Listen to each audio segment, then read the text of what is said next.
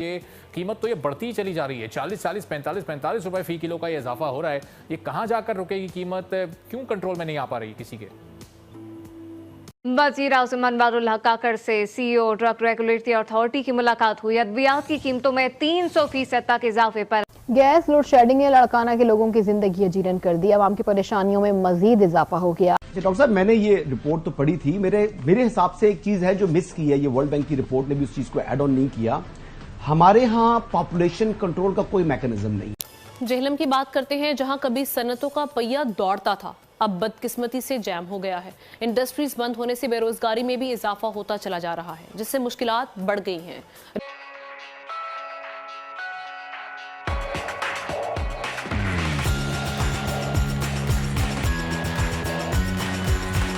जैसे चाइना के पास जो है एक प्लान वो लेकर आए थे, वन चाइल्ड पॉलिसी लेकर आए और उन्होंने अपनी आबादी को कंट्रोल किया। हमारे जो वसाइल हैं और जो आबादी जिस तरीके से वो बढ़ रही है, ग्रोथ हो रही है, तो वो मुमासलत जो है वो खो बैठे हैं। इसी वजह से जो मुश्किलात हैं हमारी, जो हम अपनी जो इवन के ज़राअत की जो जरूरियात है वो भी पूरी नहीं कर सकते और हमें इम्पोर्ट करनी पड़ती हैं। जबकि हमारे जो पड़ोस में हिंदुस्तान है उसकी भी आबादी में इजाफा हुआ इसी तरीके से, लेकिन हिंदुस्तान ने अपने वसाइल में बेपनाह इजाफा कर दिया है। तो क्या हमारी जो वजारत मनसूबाबंदी जो कि सालों से हम देखते रहे हैं कि 2 बच्चे खुशहाल घराना, लेकिन इससे ज्यादा बढ़कर उन्होंने कोई जो है वो लोगों को अवेयरनेस ना दी और ना इस हवाले से कोई हुकूमती सतह के ऊपर ठोस इकदाम हुए हैं। 2 कॉन्फ्रेंसेस हमने सुनी है, वो सुप्रीम कोर्ट ने भी एक कॉन्फ्रेंस करा दी थी। लेकिन एक्चुअली आप क्या समझते हैं कि वे फॉरवर्ड क्या होना चाहिए आबादी को कंट्रोल करने के हवाले से और अपने वसाइल को बढ़ाने के हवाले से? सवाल जबरदस्त है और मैं आपको अपनी जाती ओपिनियन बता सकता हूं कि फैमिली प्लानिंग के ऊपर किसी किस्म की हुकूमती पॉलिसी और उस पर अमल दरामद करना जरूरी है। लेकिन जो चाइना की पॉलिसी थी उसको उसकी नतीजे में आज चाइना को बहुत बड़ा नुकसान पहुंच रहा है। सीरियस मसाइल, बिल्कुल सही। बहुत सी आबादी जो है वो अब एजिंग पॉपुलेशन बन गई है जो जीडीपी में कंट्रीब्यूट नहीं कर पा रही, और क्योंकि उन्होंने इतना एक्सट्रीम मेजर लिया था उसका आज नुकसान उनको उठाना पड़ रहा है। हम बात करते हैं वर्ल्ड बैंक की रिपोर्ट की, बहुत सारी उसमें नेगेटिव चीजें जो हैं वो भी बयान कर दी गई। वर्ल्ड बैंक की एक और रिपोर्ट है, उसका टाइटल है Pakistan at the rate of 100, यानी कि पाकिस्तान 100 साल का होने वाला है अगले 25 सालों में। और उस वर्ल्ड बैंक ने जो निशानदेही की है पाकिस्तान के पोटेंशियल्स की, उसमें वो ये कहते हैं कि पाकिस्तान में जो सोलर एनर्जी का, जो शमसी तवानाई का पोटेंशियल है वो कोई 30 लाख मेगावाट ये पोटेंशियल है, और आज हम कोई जनरेट कर रहे हैं 5 या 600 मेगावाट। आप अंदाजा कीजिए, 500-600 मेगावाट करंट जनरेट कर रहे हैं और पोटेंशियल है 30 लाख का। इसी तरह जो विंड एनर्जी है उसमें हम करंट, ये वर्ल्ड बैंक की फिगर्स बता रहा हूं आपको। तो वर्ल्ड बैंक कहता है कि इस वक्त आप विंड एनर्जी जो है वो कोई 1200 मेगावाट जनरेट करते हैं, और जो पाकिस्तान के अंदर पोटेंशियल है वो 3.5 लाख मेगावाट का है। अभी आपने ज़रई कैपेसिटी का जिक्र किया, दोबारा से वर्ल्ड बैंक ये कहता है अगर आप अभी 27 मिलियन टन गंदम पैदा कर रहे हैं तो जो कैपेसिटी एग्जिस्ट करती है वो 80 मिलियन टन की है। और अगर हम अभी 7 मिलियन, अगर अभी हम 10 मिलियन बेल कपास की बना रहे हैं तो वो कैपेसिटी कहते हैं उससे डबल है।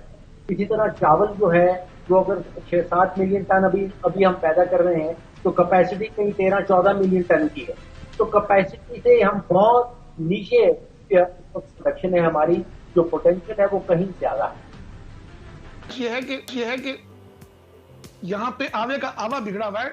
देखिए, कोई भी दुकानदार जो हैं वो अपने घर में गैस पैदा नहीं करते। सप्लाई चेन जब तक पिछले ठीक नहीं होगी उस वक्त तक ये सिलसिला चलता रहेगा। मन कीमत लोग इजाफा करते जाएंगे, लेकिन सप्लाई चेन को मॉनिटर करना ओगरा का काम है। पिछले साल भी अरबों रुपए की लूटमार हुई। एक छोटी सी मिसाल देता हूँ, लाहौर में इस वक्त 37 प्लांट्स हैं जो लाहौर को फीडबैक देते हैं। हमने आवाज उठाई, लेकिन बात यह है कि सैकड़ों डिस्ट्रीब्यूटर्स के खिलाफ हर जिले में एफआईआर हुई, लेकिन एक प्लांट, ओगरा ने सिर्फ एक प्लांट सील किया जो अभी तक शुरू नहीं हुआ था, जिसके पास लाइसेंस ही नहीं था। एक प्लांट, यानी 38वां प्लांट सील कर दिया। 37 ब्लैक मार्केटिंग करते रहे, किसी को एक पेनी जुर्माना नहीं हुआ, एक लाइसेंस कैंसिल नहीं हुआ। गुजारिश है कि अरबों की लूटमार हो जाएगी। हम और आप इसी तरह बहस करते हुए, इसी तरह टीवी पे और सड़कों पे एहतजाज करते हुए आप हमें देखेंगे, लेकिन किसी के खिलाफ कोई एक्शन नहीं होगा। तो इरफान साहब, ये एक तो कीमत बढ़ रही है, चलें कीमत बढ़ रही है तो कम से कम गैस अवेलेबल तो हो, मिले तो वो वाफिर मकदार, तो ना गैस की वाफिर मकदार मौजूद है, कीमत भी बढ़ती जा रही है। ये एक बहरानी जो कैफियत है, इसका हल है क्या? बढ़ती हुई कीमत पर भी गैस मिलना इस वक्त मुमकिन नजर नहीं आ रहा है। अरबाब साहब, पूरे मुल्क में गैस वाफिर मकदार में मौजूद है। ये बदनीति पे मबनी चीजें चल रही हैं, सारी चीजें, ये मौसमी किल्लत शॉर्टेज पैदा का डोंगर रचाया जा रहा है। पाकिस्तान में वाफिर गैस मौजूद है, अगले 2-3 माह के लिए गैस वाफिर मौजूद है, कौन के अंदर गैस नहीं है। अगर गैस मौजूद है, गैस जो अगर 50 रुपए किलो की ब्लैक मार्केटिंग होती है तो 1,00,000 रुपए किलो गैस वाफिर, देखिए चूंकि हमारी अदालत में उसके ऊपर बिल्कुल उनका ध्यान नहीं है। पता नहीं सोए, मैं यहाँ ये कहता हूँ कि सोए को जगाना आसान है, जानते हुए जगाना बहुत मुश्किल है। यहाँ वाम लुटे, किसी को कोई होश नहीं है जी। तो इरफान साहब, ये अभी क्या निगरान हुकूमत की इस पर तवज्जो नहीं है, फोकस नहीं है? अभी अगले 20-25 दिन बाद एक मुंतखब हुकूमत आनी है, ये अगर कीमतें बढ़ने का सिलसिला ये इसी तरह चलता रहा तो आप लोगों की मुश्किलात भी बढ़ती रहेंगी। अभी पिछले 2-3 हफ्तों में आप लोगों ने अपनी बात आला हुकाम तक पहुंचाई है, इस पर कहीं कोई यकीनदानी, कोई एक्शन होता नजर आ रहा है? सर, आला हुकाम को एक एक बात पहुंचाई का, एक एक बात उनके इल्म में है। मैं पिछले साल भी आपके सामने आपके प्रोग्राम में लूटता पीटता रह गया, लेकिन अरबों रुपए लूटे गए। मैं फिर बता रहा हूँ कि ओगरा ने सिर्फ एक कारखाना, एक एलपीजी प्लांट सील किया जिसके पास लाइसेंस ही था, जो अभी तक शुरू हुआ था। बात ये कि 40 प्लांट उसमें काम करते हुए, मेरा कहने का मकसद ये कि ये इंपोर्ट या जो एलपीजी सप्लाई है इसको मॉनिटर करना स्टेट का काम है, ओगरा का काम है।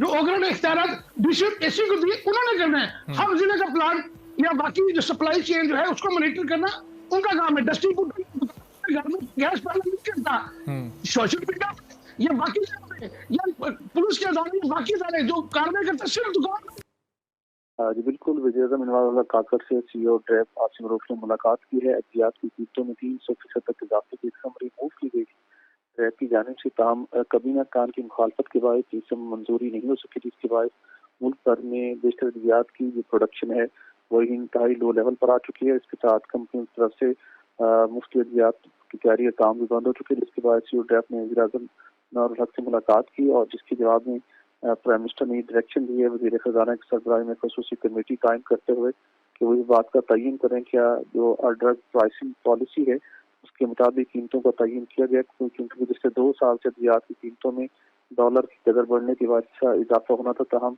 वज़ारत सेहत की मुखालफत के बाद इजाफा नहीं हो सका। दूसरी जानब फार्मास्यूटिकल कंपनीज ने प्रोडक्शन कम कर दी, जिसकी वजह से प्रोडक्शन कम कर दी गई है। एडिटर भाई ये 2 दिन सर्दी के आते हैं तो जीना महाल हो जाता है।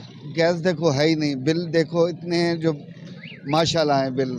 जी, आपने शहरी की बातचीत सुनी, उनका कहना है कि गैस की लोड शेडिंग के बाद जो है एलपीजी गैस और लकड़ियां जो है वो भी महंगे दामों खरीदने पर मजबूर हैं, जिससे जो है कुछ रिलीफ हासिल हो सकता है।